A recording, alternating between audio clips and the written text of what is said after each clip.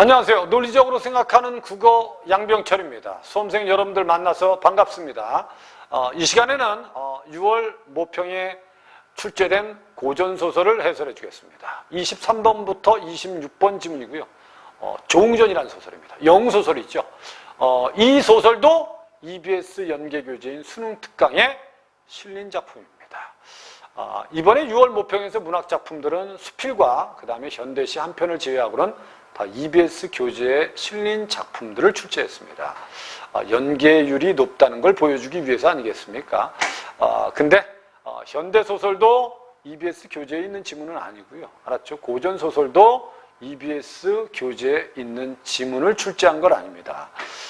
근데 학생들은 EBS 수능특강 문학을 공부했다면 그래도 나는 이거 공부했던 작품이야 라고 정도는 떠올리지 않았을까라고 생각합니다.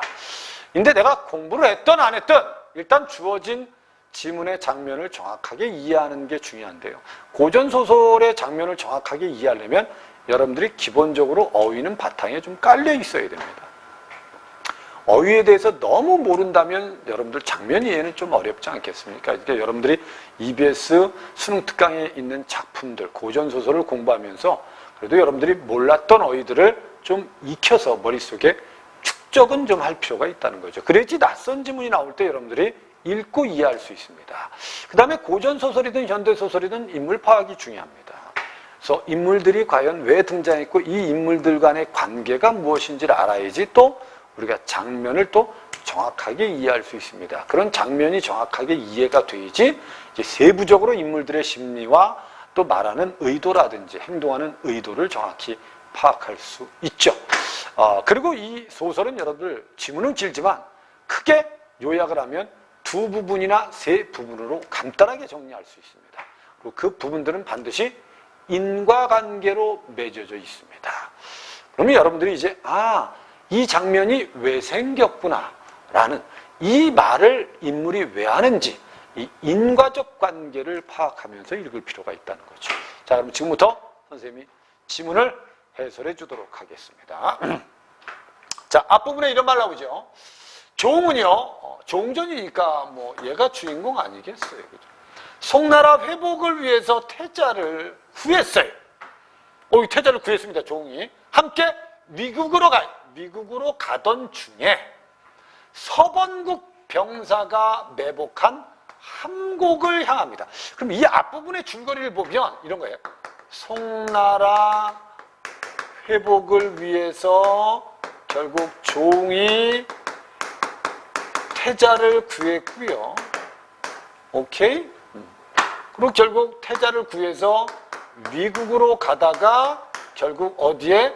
함곡으로 향하는데 이 함곡은 적군이 매복해 있는 곳입니다. 그럼 이것만 봐도 결국은 조웅과 태자에게 결국 위험이 닥치겠구나 이 정도는 알 수 있고요. 그 다음에 이때 원수가 여러 날 만에 연주에 도달했어요. 결국 이제 조웅과 태자가 미국으로 가기 위해서 이동하다가 여러 달 만에 연주에 도달하여 분말을 쉬게 하고요. 원수도 노고 나니까 결국 사관에서 쉰 겁니다. 휴식을 취하다가 결국 뭐 한 거죠? 한 나비가 침상에 날아들거늘 원수도 자연스럽게 날개를 얻었어요. 그리고 그 나비를 따라서 공중에 날아 한 곳에 이르렀어요. 첩첩산중이 수목이 빽빽한 곳을 깊이 들어가니까 한가운데 광활하여 완연히 별 세계가 등장합니다. 꿈속에서 신비로운 세계에 들어갑니다. 또 한 곳에 들어가니까 아름다운 궁궐이 하늘에 닿아 있어요. 됐죠?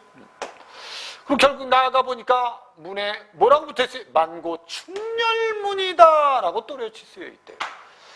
결국 꿈속에서 별세계, 궁궐, 충렬문을 본 겁니다. 그 다음에 밑에 궁궐 위를 바라보니까 한 노인이 앉아있는데 얼굴에는 관옷 같고 머리는 황금관을 썼어요. 몸은 용포를 입었습니다. 뭐 임금이 입는 거 아니겠어요? 윗자리에 높이 앉았는데 무수한 사람들이 열자여서 큰 잔치를 베풀고 있대요. 그럼 이 노인은 누구겠습니까?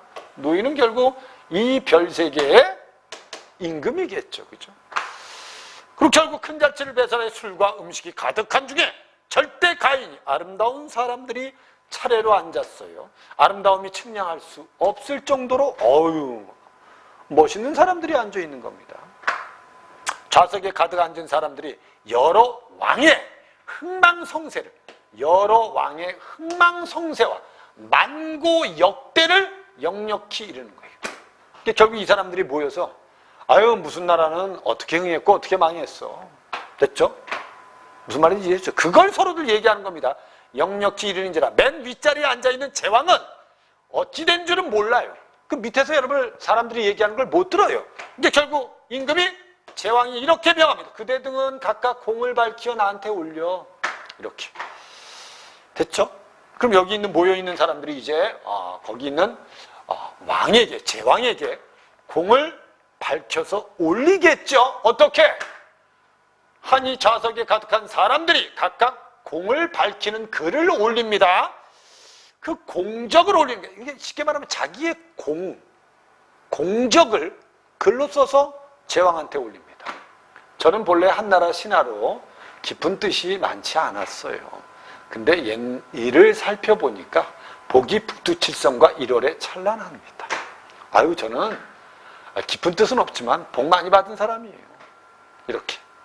자기에 대해서 얘기하는 거예요. 또한 공적을 말하기를 칼을 잡아서 흉적을 소멸했습니다. 제후될 만하지요. 천하를 성처럼 막았으니 문호 세상에 진동합니다. 저는 이런 사람이에요. 이런 공적이 있습니다.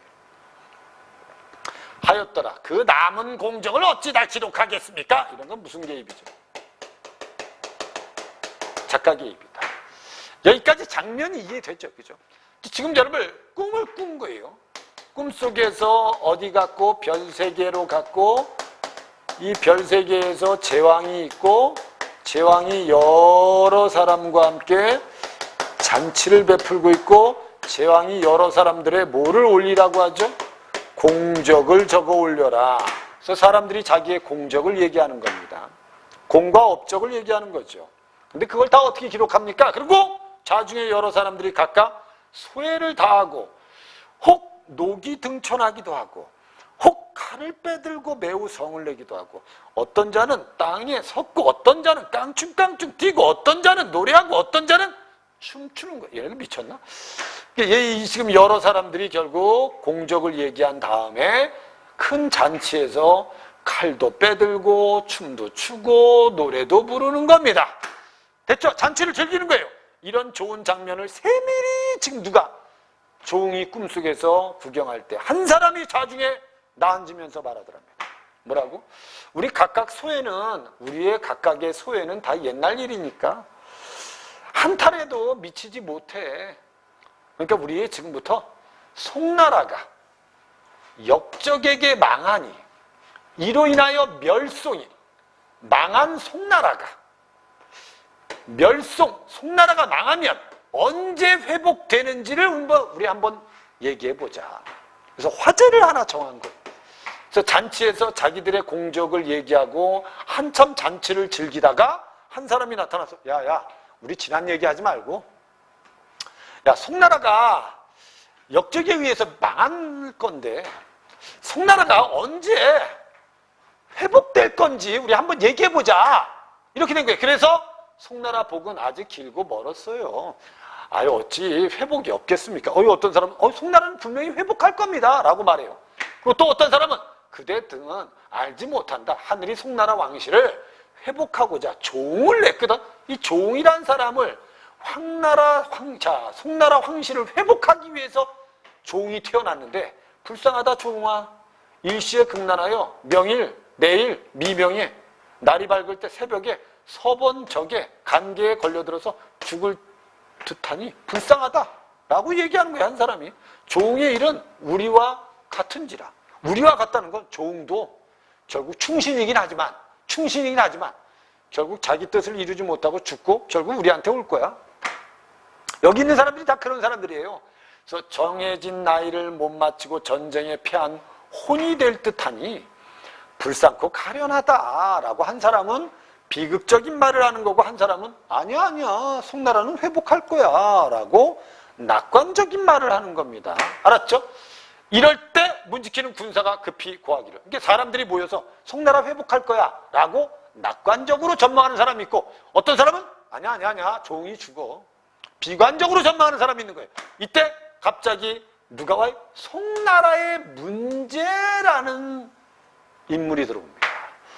이 문제가 들어오면서 여러 사람이 일시에 뜰로 내려와서 영접하여 상자한 후에 여러 사람에게 알아기를 오늘날 만날 약속을 정하고 어찌 이렇게 늦습니까? 라고 여러 사람이 문제한테 말한 거예요. 근데 문제가 말하기를 됐죠?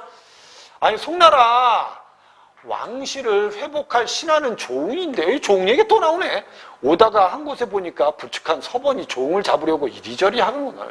행여 그럴까 하여서 혹시 조응이 서번한테 당할까 하여서 시대 운수를 결국 통치 못하여 혹시 조응이 죽을 듯하며 도사를 찾아가서 구해달라고 부탁하고 오는 길이에요. 문제가 그래서 도사 찾아가서 그 서번국한테 결국 조응이 죽을 것 같으니까 그 도사가 좀 도와줘요. 하다가 좀 늦었어요. 그랬더니 좌중이 사람들이 외쳐 말하기를 우리는 분명 조응이 죽으리라고 하고 불쌍한 공론을 하였더니 대운이 막히진 않았네. 그래 하늘의 운수를 어찌하오리까. 됐죠? 조응이 죽지는 않겠다. 원수가 깨달으니 됐죠. 남가일몽이 이 원수가 누구예요? 원수는 조응입니다. 조응. 알았죠? 원수는 조응이고 조응이 깨달으니 꿈이었습니다. 여기까지가 조응의 꿈이에요. 이 조응의 꿈이 하는 역할이 뭐겠어요? 여기까지 하나의 내용은 결국 조응이 꿈속에서 결국 사람들이 송나라 회복에 대한 이야기를 하는 것과 자기의 운명에 대한 이야기를 하는 것을 듣고 꿈에서 깬 겁니다. 됐죠? 그 다음에 원수 꿈속의 일을 생각하니까 저절로 마음이 슬퍼요. 약간 찝찝하잖아. 꿈 꿨는데. 아니 한편으로는 송나라가 회복한다 그래서 기분이 좋은데 알았죠? 한편으로는 아니 조응이 죽을 수도 있다는 비관적인 전망도 있었잖아요. 알았죠? 근데 결국은 꿈속의 일을 생각하니까 약간 슬퍼. 그래서 종일 행문하는 동안에 머릿속에 고민이 많아. 됐죠? 이날 함곡에 도달했어요. 이제 함정이 이제 도달했어요. 해는 서쪽 산으로 떨어지고 달은 동쪽 고개에 떠올랐던 이 배경이죠. 무심한 원숭이는 달빛 아래서 슬피 울고 그 간 두견새는 불려기하면서 웁니다. 됐죠? 청각적 이미지도 있네. 갈 길은 험악한데 동쪽은 험한 산이고 서쪽은 깊은 골짜기. 이건 빠져나갈 곳도 없네. 층층이 험한 산보리는 가슴을 찌르는 듯하고 야광은 밤빛은 희미하기만 하다. 함곡이 이런 분위기에 지금. 함곡이. 이해됐죠? 이게 지금 마음도 슬픈데 아니 지금 자기가 있는 것도 야, 이 지금 첩첩산중이네 이거. 이런 분위기입니다. 오케이. 그 다음에 선봉을 재촉하여 함곡으로 들어가는데 문득 바라보니까 동편의 작은 골짜기에서 두견 베옷을 입은 한 노웅이 찾아옵니다. 됐죠? 이런 노웅들을 이제 원래 영소설에서는 뭐라고 얘기하죠? 조력자다. 뭐 이렇게 많이 얘기하잖아요. 이런 인물이 등장했으니까 이제 영웅이 죽지 않고 자기 뜻을 이루는 거 아닙니까? 푸른 나귀를 재촉하고 백우선 부채로 원수를 만류합니다. 아니 푸른 나귀를 타고 와요. 그리고 부채를 딱 들고 나서 원수 안 돼! 원수가 그 노웅을 바라보니까 정신이 황홀해요. 그래서 원수가 말을 머물게 하고 잠깐 기다리니 노웅이 묻기를 연주로부터 오십니까? 원수가 답할 그럽니다. 노웅이 말하기를 미국으로 가는 조원수를 조웅은 혹 보셨습니까? 보시면 바삐 알려주세요. 그랬더니 원수가 마음속으로 의심하고 한편으로 이상하게 얘기해서 내가 조웅인데? 그러니까 오! 기뻐합니다. 오케이? 그래서 이걸 누구 만난 거예요 이제? 꿈속에서 일을 약간 슬퍼하고 있는데 함곡에 도착했을 때 한 노옹을 만납니다. 이제 제 꿈속의 일이 무슨화되는 거예요. 꿈속의 일이 현실화되는 겁니다. 무슨 말인지 이해되죠? 그 다음에 나는 떠돌아다니는 나그네입니다. 노웅이 자기소개하는 겁니다. 성품이 남과 달라서 빼어난 산천과 명승지를 즐겨 구경합니다. 두고 다니는데 오로봉에 들어갔다가 천명도사가 이게 다 조력자들이죠. 만나서 수삼일을 머물렀는데 출발할 때 한 편지를 주더이다. 그대에게 오늘 5시에 전화라고 했는데 나기를 바삐 몰아서 진시에 도착하려고 했어요. 좀 일찍 와서 당신을 만나려고 했는데 피곤한 나기 탓으로 시간을 좀 넘겼어요. 행여 못 만날까 염려했는데 여기서 만나니까 너무 기뻐요. 결국 종이 노웅을 만났어요. 그러고 나서 소매 속에 있는 편지를 주고 결국 팔을 들어서 하직하거늘 원수 다시 노웅을 보니까 모습이 안 보여요. 됐죠? 행색이 아득하다. 노인이 금방 사라졌어요. 마음속으로 신기하여서 여기어 그 편지를 급히 떼어보니까 다른 말은 없고 이런 말이 있대요. 함곡에 들어가지 말고 성중에 먼저 들어가서 포를 한번 쏴라 이렇게. 그래서 원수가 편지를 다 보고 나서 대경 놀래서 좌장군 미홍창을 불러서 말하기를 장조를 함곡에 들어가지 못하게 하라. 이미 들어갔는데? 원수가 크게 놀라면서 야 조용히 나오라 그래. 이게 다잖아 이 장면은. 됐죠?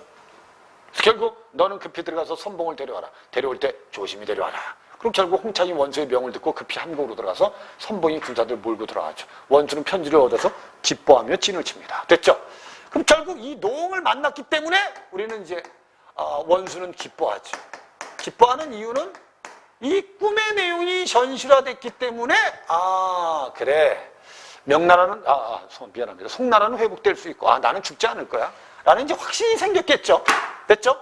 그럼 결국 이 다음 장면에는 결국 어떻게 되겠어요? 결국 조웅이 위기에서 벗어나겠죠. 그죠? 그리고 결국 태자와 함께 송나라를 회복하겠죠. 이 정도를 이제 여러분들이 이제 이해를 해서 문제에 접근하면 되는 겁니다. 그럼 장면을 요약하면 이렇게 요약하면 되죠. 하나는 꿈 장면, 하나는 현실 장면. 그래서 이 꿈 장면이 무슨화되는 모습이다? 현실화되는 모습이다. 이렇게 이해하시면 되는 겁니다. 그래서 23번에 보면 이렇게 돼 있죠. 적절한 겁니다.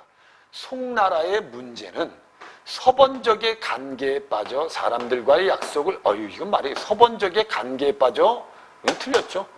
조웅을 부탁하기 위해서 도사를 만나고 오다가 늦은 겁니다. 원수는 함곡에서 연주에서 가는 도중에 사관에서 쉬지요. 연주에서 어디로 가는 도중에? 함곡으로 가는 도중에 쉬는 겁니다. 됐죠? 그러니까 함곡에서 연주로 간다는 건 틀린 겁니다. 노웅은 자신의 계획보다 늦게 도착했음에도 조웅을 만나니까 너무 기뻐요. 위홍창은 역적에게 망한 송나라를 구하고자 선봉을 이끌고 함곡에 들어가는 건 얘가 아니고 누굽니까? 조웅이죠. 황금관을 쓴 노인은 별세계의 임금이겠죠. 모임의 상석에 앉아있다가 뜰로 내려와서 여러 사람을 맞이하지 않습니다. 맞죠? 이게 틀렸죠. 이게 답은 그래서 3번이 답이다. 이건 장면만 이해하면 되는 겁니다. 그리고 여기 여러분들 이 조웅전은 그렇게 많이 어려운 어휘들이 등장하지도 않았습니다. 그래서 여러분들이 읽으면서 장면을 이해하는데 큰 어려움은 없을 거라고 생각합니다. 그래도 여러분들이 이제 EBS 수능 특강 고전소설을 공부하면서 기본적인 좀 장면을 이해할 때 필요한 어휘들만이라도 여러분들 꼭 익혀서 축적을 좀 하세요. 특히 여러분들 3등급, 4등급, 5등급 정도 되는 학생들은 고전소설을 어려워합니다. 왜 어렵겠어요? 어휘가 안 되니까 어려운 거예요. 그 장면이 이해가 안 되니까 문제를 못 푸는 겁니다. 어휘만 익혀서 장면만 이해하면 고전소설은 문제가 다 풀립니다. 됐죠? 그 다음에 밑에 있는 거 24번에 AB에 대한 설명으로 적절한 걸 찾아라. A에서 공간의 광활함을 그 다음에 인물의 진취적 기상을 나타낸다. 틀렸죠. 양병철이가 여러분들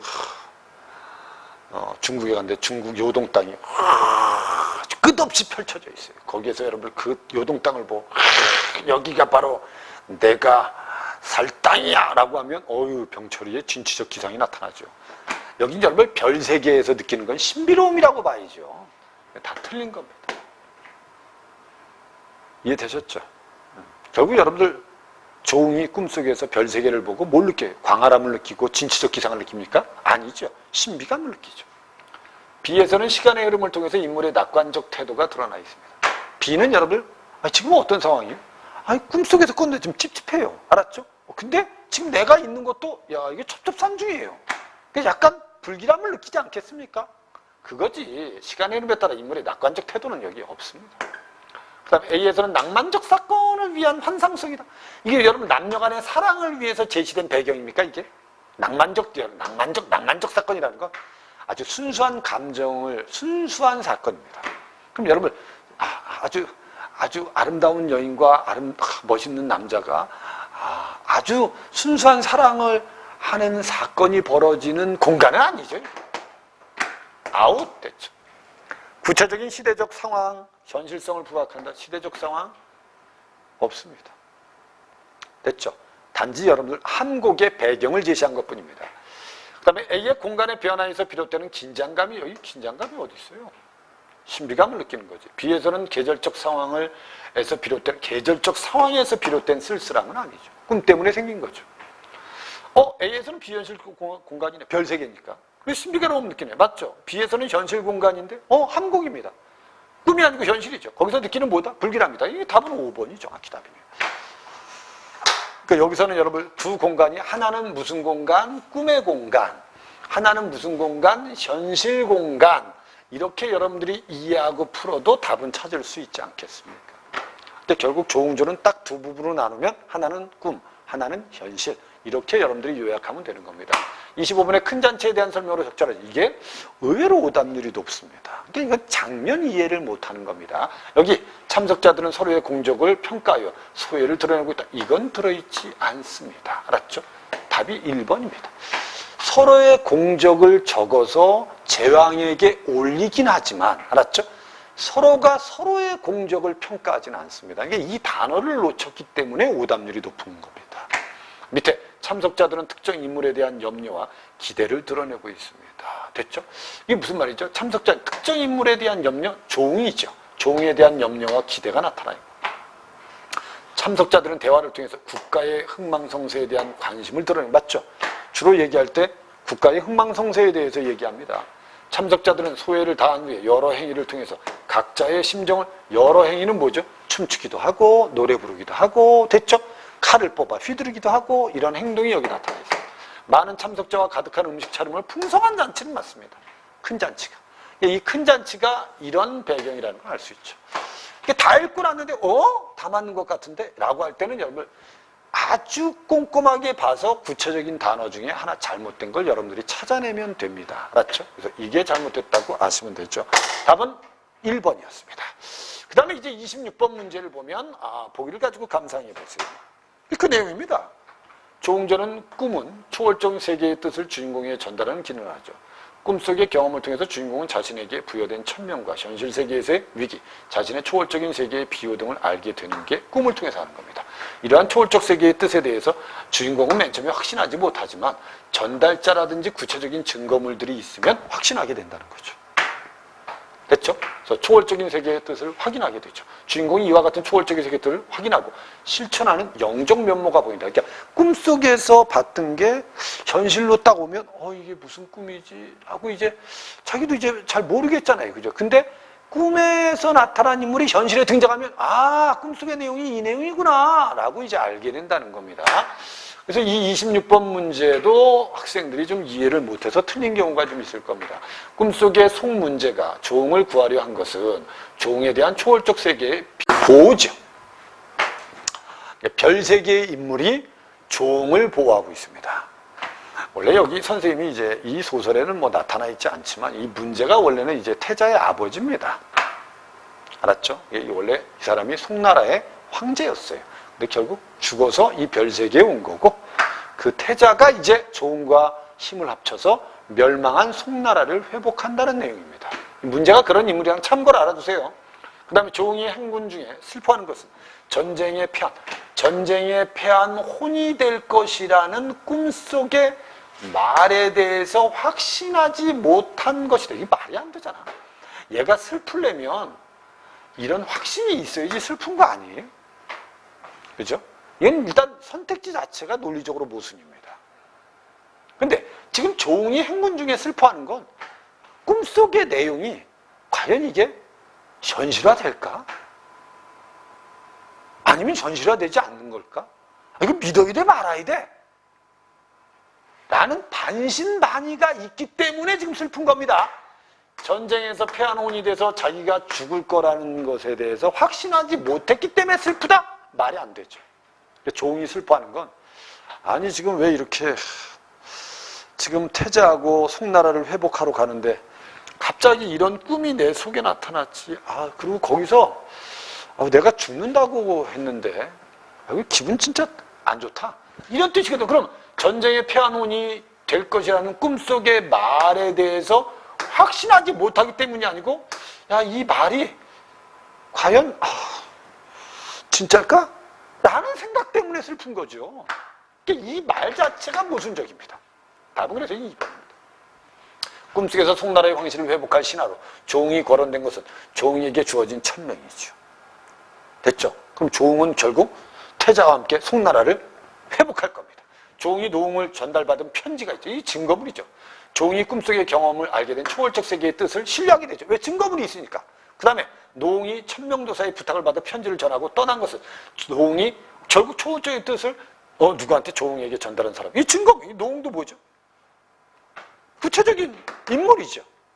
그럼 결국 이런 인물과 이런 편지 때문에 초월적인 세계, 즉 꿈속의 내용을 믿을까요? 믿지 않을까요? 믿겠죠. 오케이? 그래서 결국 이것도 답이 될 수 없다. 됐죠? 정답은 그래서 2번이 잘못된 거다. 이렇게 여러분들이 해결하면 됩니다. 자, 그럼 고전소설의 핵심은 이렇게 생각하시면 돼요. 내가 EBS 수능 특강에 있는 고전소설을 익히면서 그래도 기본적인 어휘를 좀 알아두자. 그리고 그 어휘들을 통해서 낯선 지문이 나와도 장면을 정확히 이해하자. 그래서 인물관계 파악하고 장면을 정확하게 이해하면 문제는 다 풀릴 수 있다. 라는 생각을 가지고 여러분들이 고전소설을 경험했으면 좋겠습니다. 선생님이 그 소설은 갈등 문학이고 갈등의 원인을 찾는 게 중요하다. 그게 바로 주제다라고 얘기한 적도 있고요. 소설에서 인물 파악이 중요하고 소설은 분명히 인과관계로 되어 있습니다. 그래서 장면과 장면을 요약해서 과연 이 장면과 장면이 어떤 관계인지를 파악하는 것도 문제를 풀 때 중요합니다. 근데 고전소설은 장면 이해만 정확하면 문제를 다 해결할 수 있다는 겁니다. 여러분들이 선생님 말을 꼭 명심하고 9월 모의 평가 전까지 여러분들이 부족했던 고전시가나 고전소설이 좀 부족하면 이것들을 연계교재를 중심으로 여러분들이 어휘도 익히면서 내용을 동시에 이해하면 9월 달에 여러분들 고전문학이 여러분들의 큰 장애물이 되지는 않을 거라고 생각합니다. 일단 시험 본다고 고생했고요. 여러분들 시험 잘 분석해서 본인의 약점을 찾아서 9월 달에 더 좋은 성적을 얻도록 노력했으면 좋겠습니다. 해설 강의는 여기까지 하겠습니다. 선생님하고는 다음 시간에 만나도록 합시다. 수고했습니다.